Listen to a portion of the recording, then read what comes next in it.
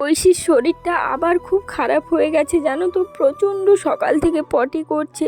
সকালে একবার ভালো পটি করলো, তাহলে এত মাথায় কিছু ছিল না, টেনশন ছিল না। তারপর থেকে এত পটি করছে, আর ওই ওষুধগুলো খেতে খেতে ওর শরীরে আর কোনো কিছু কাজ করছে না, মানে ওষুধের মতো পটি বেরিয়ে যাচ্ছে, এই রকম হচ্ছে। আর পটি করে করে হাত পাগুলো এতটাই ওর ব্যথা করছে, এসে করে বিছানায় শুয়ে গেছে। আমি এখনও বিছানাটাও তোলার সময় পাইনি। দেখো বালিশের উপরে নিজেই পা রেখে আমাকে বলছে, মাম্মি আমার পাগুলো একটু টিপে দাও, ব্যথা করছে, আমার হাতটা ঝিনঝিন করছে। দেখো শুনতে পাচ্ছ আমার হাতটা কেমন ঝিনঝিন করছে, এই রকম আমাকে বলছে। জানো কি বলো তো, কোনো তো শরীরে ভিটামিন প্রোটিন কোনো খাবারই যায় না, এত দুর্বল হয়ে যাচ্ছে দিন দিন, এত কড়া কড়া ওষুধ খেয়ে। আমাদেরকে ডক্টর বলেছিল সব খাবার খাওয়াও, কিন্তু সব খাবার খাওয়ানোর চক্করে ঐশীর আয়রনটাও এতটাই বেড়ে গেছে, সেই কারণে সব খাবারই বন্ধ করে দিয়েছি। তোমরা তো দেখতেই পাও, শুধু সেদ্ধ ভাত খাই, পেঁপে সেদ্ধ, মাছ ঝোল, আর রাতে শুধু সেদ্ধ ভাত খায়। এইরকম খেয়ে কি একটা বাচ্চা কিভাবে থাকবে বলো। এখন শুয়ে থাকতে থাকতে আমাকে বলছে, মা তোমার কোলে একটু আমার মাথাটা রাখি, আমার মাথাটায় তুমি হাত বুলিয়ে দাও, আমার ভালো লাগছে না। ও শুধু বলবে, মা আমার শরীরটা খারাপ লাগছে, আমার শরীরটা খারাপ লাগছে। এইগুলো শুনতে শুনতে আর আমি পেরে উঠছি না জানো তো। সারাক্ষণ একটা বাচ্চার শরীর খারাপ শরীর খারাপ শুনতে শুনতে মাথা আমার খারাপ হয়ে যাচ্ছে।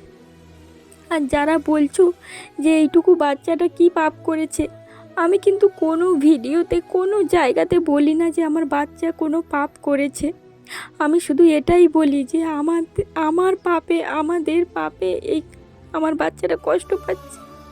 আমি কোনো দিন বলি না আমার বাচ্চাটার কোনো দোষ আছে, ও তো নিষ্পাপ, ওর কিসের পাপ। তোমরা যারা এই কথাগুলো বলছো তারা হয়তো কোনো দিন মা হওনি, বা আমি আর কিছু বলতে চাই না তাদেরকে। তোমরা এতটা আঘাত দিয়ে দিয়ে কথাগুলো বলো না, একটু ভাববে আমার মতো মায়েদের কতটা কষ্ট, কতটা কষ্ট আমাদের মতো মায়েদের। তোমাদের কাউকে যেন এই কষ্টটা কোনোদিন ফিল করতে না হয়।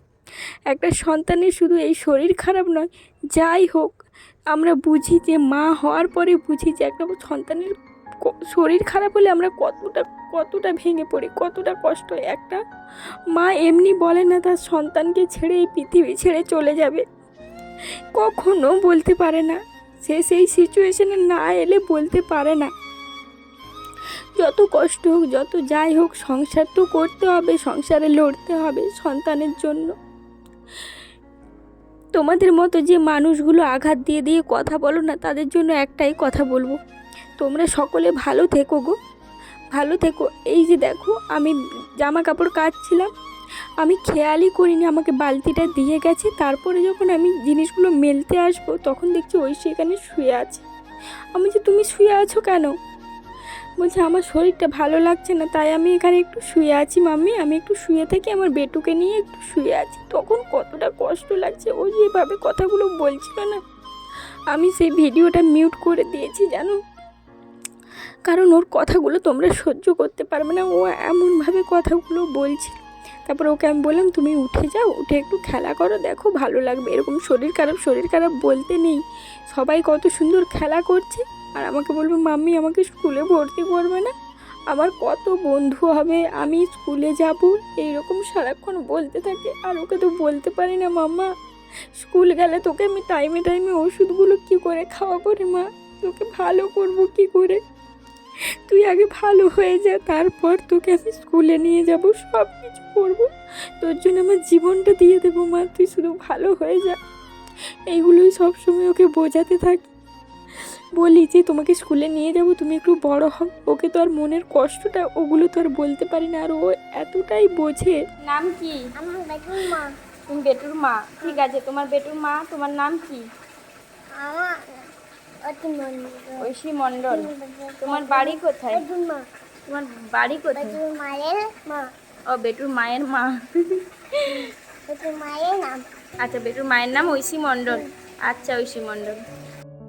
ও যেভাবে বোঝে সব কথা, আমি কিন্তু অতটাও বুঝি না। যখন ওর কোনো ব্লাড টেস্ট বলো, ব্লাড দেওয়ার কথা ওর বাবার সঙ্গে আমি আলোচনা করি, ও যখন থাকে আমরা ইশারায় কথা বলি, তাতেও কিন্তু ও বুঝে যায় বলবে মা আমাকে তুমি ইঞ্জেকশন দিতে নিয়ে যাবে, আমাকে সেই মিমিগুলো ইঞ্জেকশন দেবে, আমাকে বারবার এই কষ্ট দেয়, বারবার কষ্ট দেয়, এইভাবে আমাকে বলে জানো।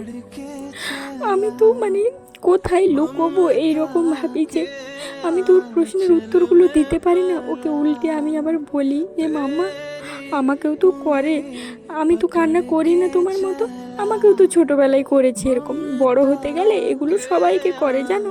আর ও যাদেরকে ভালোবাসে তাদের নাম করে বলি যে ওদেরকেও করেছে, তাই তো ওরা এত বড় হয়েছে, এখন স্কুলে যায়, কত সুন্দর পড়াশুনো করে, তুমিও তো ভালো হয়ে যাবে। ও বলে আমি বড় হব, আমি ভালো হয়ে যাব, এইভাবে বলতে থাকলে বলবে আমি বড় হয়ে গেলে এই খাবারটা খাবো, আমি বড় হয়ে গেলে ওই খাবারটা খাবো, আমি এখন খাবো না, আমাকে ডাক্তার বারণ করেছে তো এখন খাবো না, এই রকম সারাক্ষণ বলতে থাকে। খুব কষ্ট হয় জানো। আর এত ওষুধ খেতে খেতে পেটটা না একটা দিন ভালো থাকে না, একদিন ভালো তো তারপরেই পটি করতে শুরু করে দেয়। ওই পাউডার ওষুধটা খেলেই আমি দেখেছি, নতুন কৌটো খুলে যেদিন ফার্স্ট দিন খাওয়ায় তখনই ওর পেট খারাপ হয়ে যায়, আবার 2-4 দিন হতে হতে আবার ঠিক হয়, তখনকে আবার একটা কৌটো মানে দিতে হয়। আর ওর ওষুধগুলোও প্রায় শেষ হয়ে এসেছে, ডক্টর দেখাতে যাওয়ার সময় হয়ে গেছে, জানি না কোন দিকটা কি করব, কিচ্ছু মাথায় থাকছে। আর এই যে দেখো আমার কপাল, আমার বাচ্চাটাকে খাওয়াচ্ছি, একটা পটল সেদ্ধ করে ভাত খাওয়াচ্ছি, কি করব বলো, কষ্ট হয় খুব জানো। বাচ্চাটা ওইটাই খেয়ে নেয়, কি করবে ও জানে, ও জেনে গেছে যে আমার কপালে এর থেকে ভালো খাবার আর নেই, আমাকে এই সেদ্ধ ভাত খেয়েই বেঁচে থাকতে পারি না জানো, সহ্য করতে একদম পারি না, এরকম সেদ্ধ সেদ্ধ ভাত দিতে দিতে আমিও আর পেরে উঠছি না।